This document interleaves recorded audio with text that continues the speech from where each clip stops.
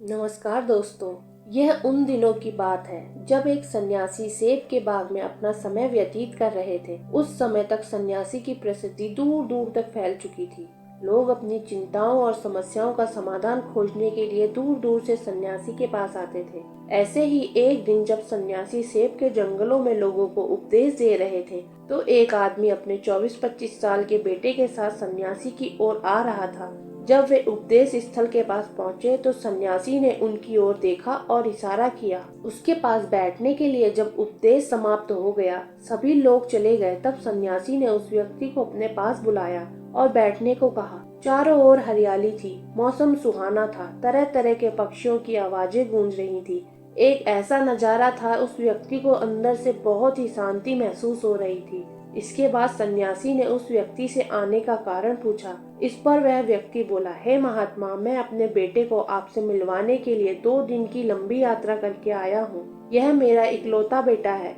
वह हर वक्त थका रहता है, ऐसा लगता है इसमें जान ही नहीं है। इसका स्वभाव भी काफी चिड़चिड़ा हो गया है। अगर हम इससे कुछ भी कहें तो ये हमारी छोटी छोटी बातों पर गुस्सा हो जाता है। इसकी देखने की क्षमता भी उम्र से पहले ही कमजोर हो गई है और इसके बाल भी सफेद हो रहे हैं। इतनी कम उम्र में बूढ़ा दिखने लगा है। मैं समझ नहीं पा रहा हूँ कि उसके साथ क्या हो रहा है। हे सन्यासी, मुझे अपने बेटे की बहुत चिंता हो रही है। मैं अपने बेटे को डॉक्टर के पास ले गया तो उन्होंने कुछ दवाई दी और कहा, बेटा तनाव न ले।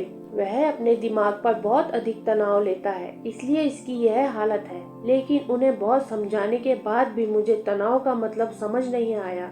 मुझे नहीं पता कि तनाव क्या है, इसका कारण क्या है और इसे कैसे दूर किया जाए मेरे बेटे के मन की। लेकिन सबसे पहले मुझे यह समझना होगा कि तनाव क्या है, इसलिए मैं आपके पास आया हूँ। सन्यासी, कृपया मेरी समस्या का समाधान करें।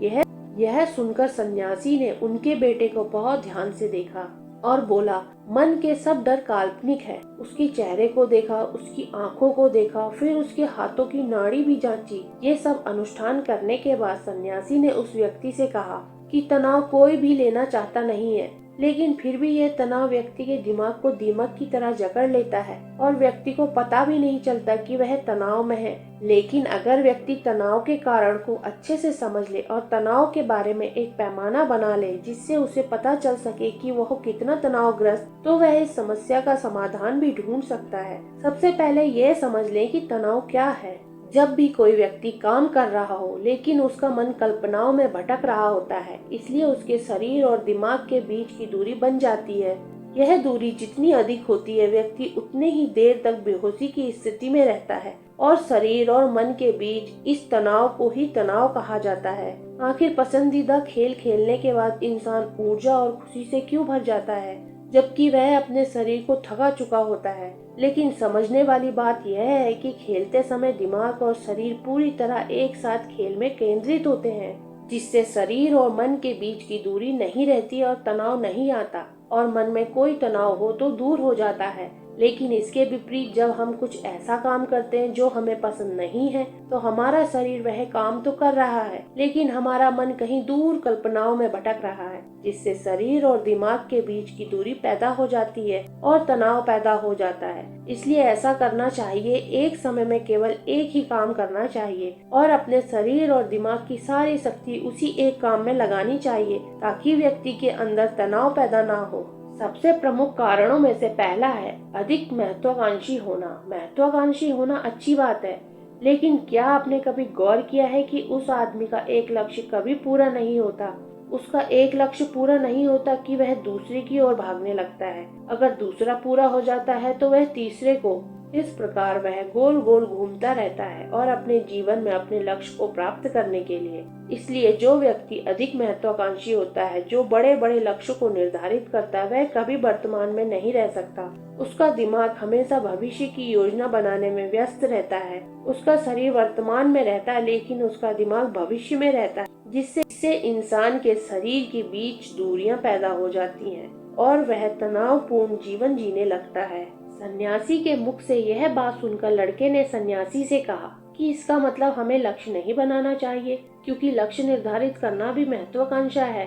इसी बहाने सन्यासी ने कहा, जीवन में लक्ष्य रखना कोई गलत बात नहीं, लेकिन समस्या तब उत्पन्न होती है जब हमारा सारा ध्यान उस लक्ष्य को प्राप्त करने के परिणाम पर केंद्रित कर देते हैं। व्यक्ति को वर्तमान में जीना चाहिए, एक लक्ष्य निर्धारित करे और उस लक्ष्य को प्राप्त करने के लिए कड़ी मेहनत करते रहें। लेकिन साथ ही आपको यह भी ज्ञान होना चाहिए कि आप भी वर्तमान में जी रहे हैं और वर्तमान सत्य है। सन्यासी ने आगे कहा, ईर्ष्या तनाव का एक और बड़ा कारण है। जब कोई व्यक्ति ईर्ष्या और ईर्ष्या से भर जाता है तो उसका मन अंदर ही अंदर सड़ने लगता है। ईर्ष्या एक आंतरिक घाव है, यानी मन का घाव। इंसान के शरीर का घाव तो ठीक हो सकता, लेकिन मन का घाव कभी नहीं भर सकता। इसलिए कभी भी दूसरों की उन्नति और खुशी से ईर्ष्या नहीं करनी चाहिए, क्योंकि ईर्ष्या तनाव का कारण बनती है। इसके बाद सन्यासी ने तनाव का अगला कारण बताया और कहा, अरुचिकर काम भी मन में तनाव पैदा करता है। जो काम हमें करना पसंद नहीं, उस काम में हमारा मन नहीं लग पाएगा,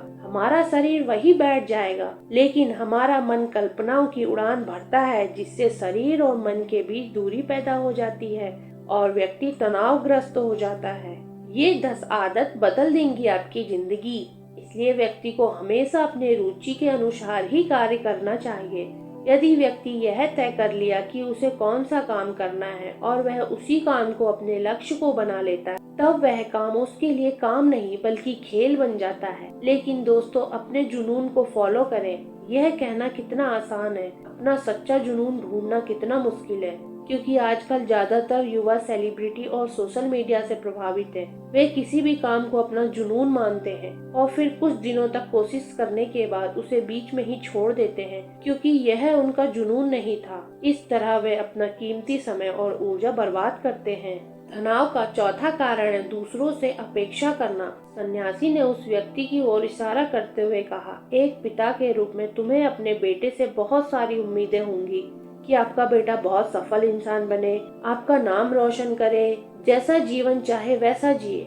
लेकिन क्या आज तक किसी की भी उम्मीदें पूरी हुई हैं? जब भी कोई व्यक्ति दूसरे से कुछ अपेक्षा करने लगता है तो वह अनजाने में तनाव पैदा करना शुरू कर देता है। खुद के लिए जरा सोचिए, अगर आपका बेटा आपके मुताबिक काम नहीं कर रहा है और वैसा नहीं बन पा रहा है जैसा आप उसे बनाना चाहते, तो निश्चित तौर पर तनाव आपके दिमाग पर हावी हो जाएगा। आप तनावपूर्ण जीवन जीने लगेंगे। इस तनाव में आप इस व्यवहार और बातचीत करेंगे कि आपके बेटे के साथ संबंध बद से बदतर होते चले जाएंगे। इसलिए व्यक्ति को दूसरे से अपनी क्षमता से कम उम्मीदें रखनी चाहिए। और अगर आप पूरी तरह से तनाव मुक्त रहना चाहते हैं तो दूसरों से उम्मीद करना बंद कर दें। इसके बाद सन्यासी ने कहा कि शारीरिक कष्ट भी मनुष्य के तनाव का एक कारण है। जब कोई व्यक्ति किसी शारीरिक दर्द से गुजर रहा होता है तो उसका पूरा ध्यान उस दर्द पर होता है और वह सारा दिन बस अपने दर्द के बारे में ही सोचता रहता है, जिससे उसका मन दुखद विचारों से भर जाता है और ऐसे में व्यक्ति तनावग्रस्त रहने लगता है। यह सब सुनकर वह व्यक्ति बोला, हे सन्यासी, शारीरिक कष्ट किसी भी व्यक्ति को हो सकता है, तो क्या वह व्यक्ति जीवन भर तनाव में रहेगा? इसका उत्तर देते हुए सन्यासी ने कहा, मनुष्य को यह समझना चाहिए कि हमारा जीवन दुख का आधार है। जैसे जैसे हमारा जीवन चलता है, बीमारियां आती हैं और फिर अंत में मृत्यु है। इसलिए बीमारियां मानव जीवन का अभिन्न अंग है। उम्मीद है दोस्तों आपको ये कहानी बहुत पसंद आई होगी। कहानी पसंद आई है तो हमारे वीडियो को लाइक करें और हमारे चैनल को सब्सक्राइब करें। मिलते हैं एक और अच्छी कहानी के साथ। धन्यवाद।